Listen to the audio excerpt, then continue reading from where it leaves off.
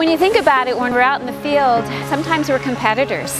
And here, for this 1 week, we all join together for the cause. You never know where your future leaders will come from. You're building careers and lives and jobs, and this is what it should be all about. And doing this within my community and growing these women is incredible. Yeah, their strength in numbers and seeing all the great sponsors this year reminds us why it's so important for us to show our support as well. This program is great.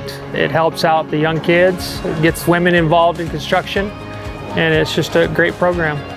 There's such a shortage of trade labor, skilled trade people, and people getting into it that we need young people to start getting excited about it now and start knowing about it now. Camp NAWIC is successful because of these volunteers and our sponsors.